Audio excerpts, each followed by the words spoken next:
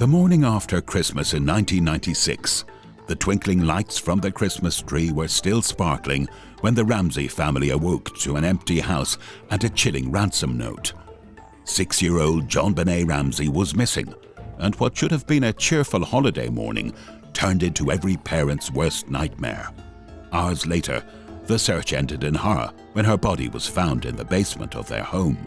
What followed was a case that became a media spectacle, captivating the nation and the world. It was a murder mystery, with so many bizarre details and unanswered questions that it sparked countless theories, with online sleuths and armchair detectives still trying to put the puzzle pieces together to this day. Documentaries, books and debates have kept the story alive for nearly 3 decades, feeding a fascination that refuses to fade. 28 years later, no one has ever faced justice for the murder of JonBenét Ramsey, and one single question remains: who killed JonBenét Ramsey?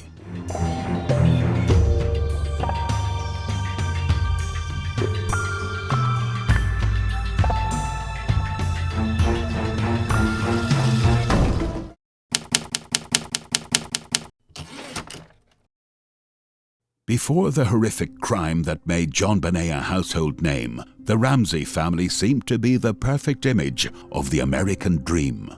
JonBenét Ramsey, born on August 6, 1990, in Atlanta, Georgia, was the youngest child of John and Patricia Patsy Ramsey. John, a successful businessman, had built an impressive career.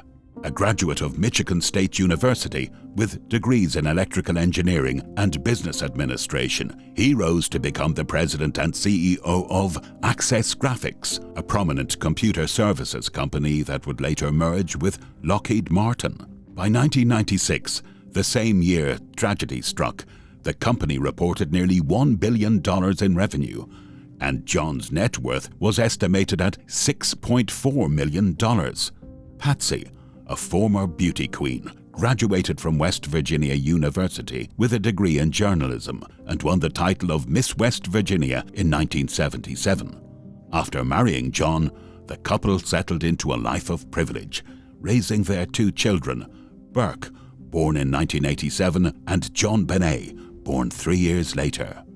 In 1991, the Ramseys moved to Boulder, Colorado, for John's career. Settling into a 7,000-square-foot Tudor mansion, Patsy devoted herself to her family and JonBenét's pageant career.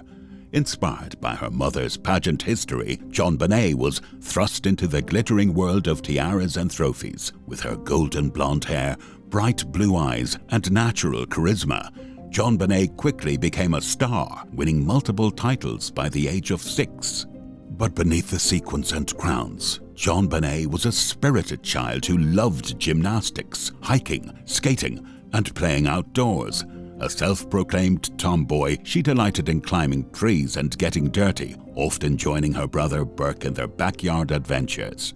By 1996, JonBenét had started kindergarten, and the Ramseys' life in Boulder appeared idyllic. With wealth, ambition, and a close-knit family, they seemed to have it all. But their picture-perfect existence would soon shatter, giving way to a tragedy that shocked the world and forever changed their lives.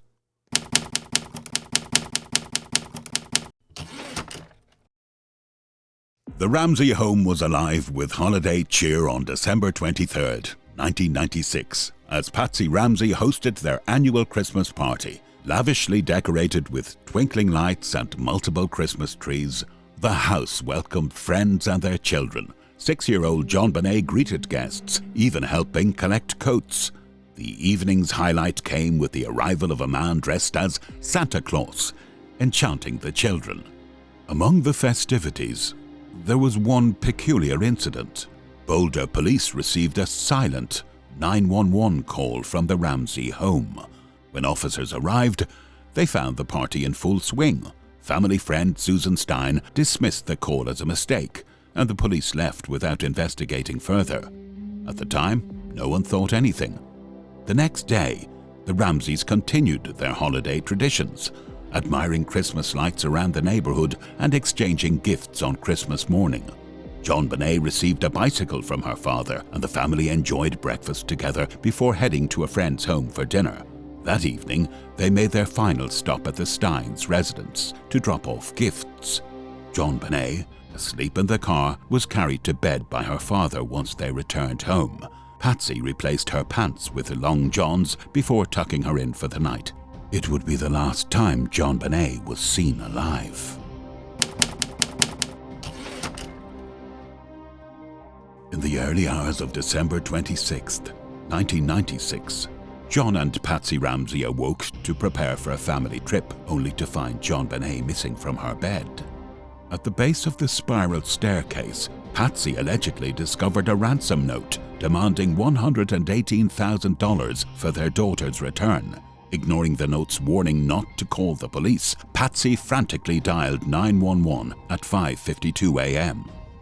Police! What's going on? 515th Street. What's going on there, ma'am? We have a kidnapping. Hurry, please. Explain to me what's going on, okay? There's a note left and our daughter's gone. A note was left and your daughter is gone? How old is your daughter? 6 years old. She's gone. 6 years old. How long ago was this? I don't know. I just found the note. And my daughter's gone. Does it say who took her? What? Does it say who took her? I don't know. There's a ransom note here. It's a ransom note? It says FBTC. Victory. Police arrived minutes later. Conducting a brief and incomplete search of the house, they found no signs of forced entry and, critically, failed to check a basement storage room where JonBenét's body would later be discovered. Friends and family gathered at the house to support the Ramseys, further contaminating the crime scene.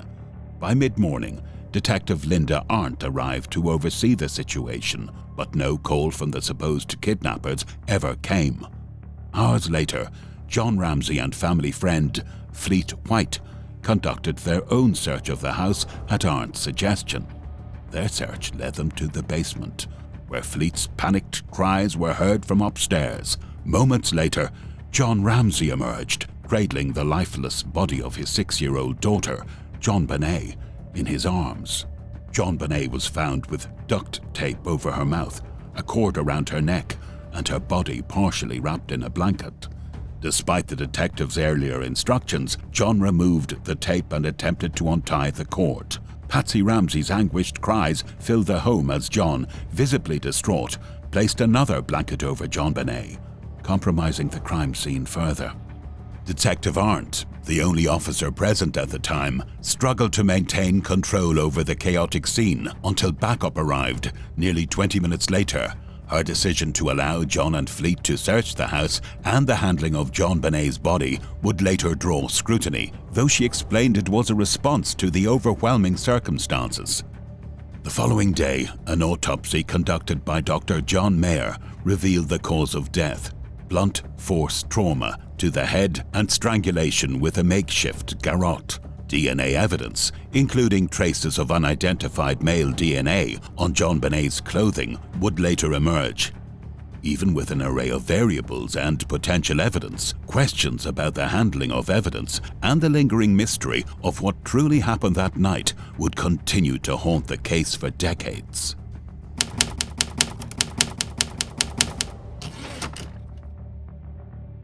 With the ransom note, the peculiar handling of the crime scene, and the baffling details that followed would launch a media frenzy, turning the Ramseys' family tragedy into a public spectacle.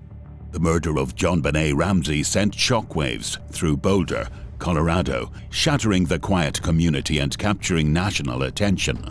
What began as a tragic crime soon morphed into a media sensation, with news outlets across the country descending on Boulder to uncover the story.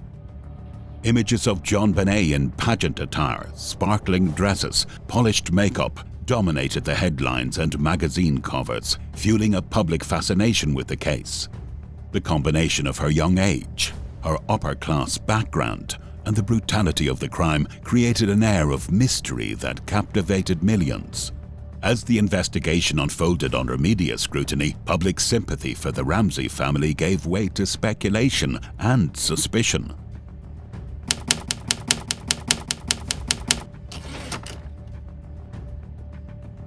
The first anomaly in the investigation was the ransom note, an unusually long 2.5-page letter written using stationery from the Ramsey home. The FBI found it odd. Why would a kidnapper linger to write such a detailed note on site?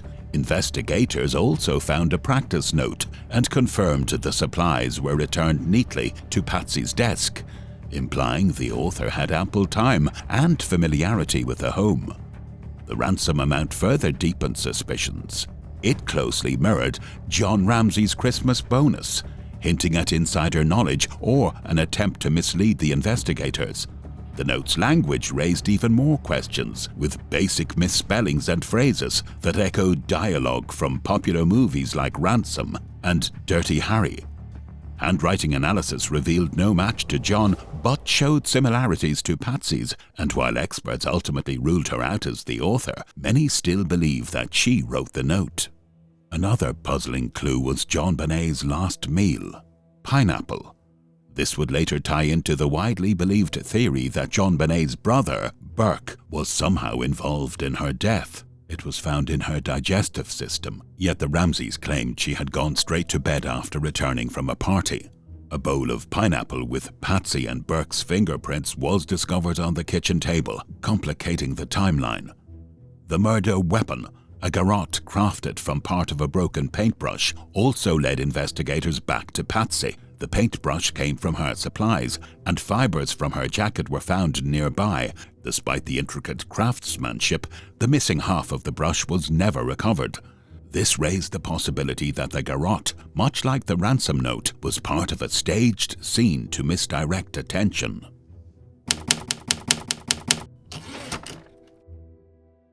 Decades later, JonBenét's murder remains unsolved, with theories still circling the Ramsey family. The lack of forced entry, the seemingly staged crime scene, and the family's hesitance to fully cooperate with law enforcement cast a shadow of suspicion over them. One theory suggested Patsy, frustrated by JonBenét's bedwetting, may have accidentally caused her daughter's death in a fit of anger and then covered it up. Others speculated about John's involvement, though he adamantly denied such claims. The most popular theory points to Burke, JonBenét's older brother, who had a history of behavioral issues. Some believed he may have struck JonBenet during a late-night argument, prompting his parents to orchestrate a cover-up. But DNA evidence from the crime scene did not seem to match any family members, leaving this theory unresolved. Though not everyone believed the family was responsible. Retired Detective Lou Smith championed the intruder theory, highlighting a broken basement window as a potential entry point. The Boulder area had seen burglaries around that time, and the presence of registered sex offenders in the vicinity added weight to this possibility. Several individuals outside the Ramsey family became suspects over the years. Among them was John Mark Carr, who falsely confessed to the crime in 2006, but was dismissed due to lack of DNA evidence.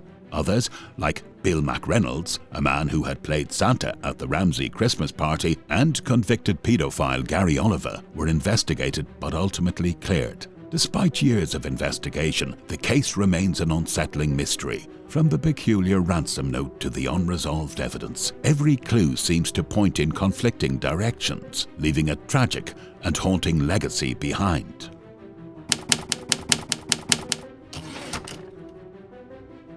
In 2003, investigators extracted a DNA profile from a mixed blood sample found in JonBenét Ramsey's underwear, attributed to an unknown male.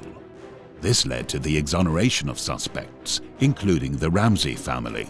Experts later questioned its reliability, suggesting the DNA could have come from the manufacturing process rather than JonBenét's killer. Despite these uncertainties, advances in DNA technology have fueled ongoing calls for renewed testing, with John Ramsey continuing to seek answers.